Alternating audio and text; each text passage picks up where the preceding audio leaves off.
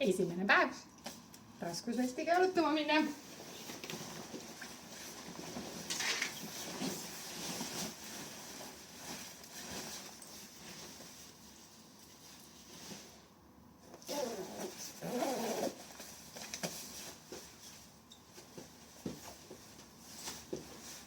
Let's go!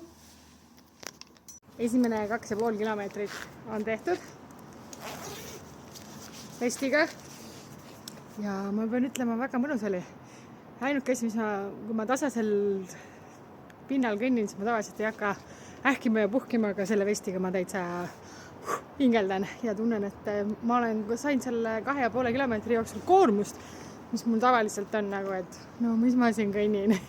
Umbes selline tunne. Nii et väga äge, esimene kogemus. Nii et ma jätkan kasutamist ja siis annan teile teada, kuidas sellega läheb.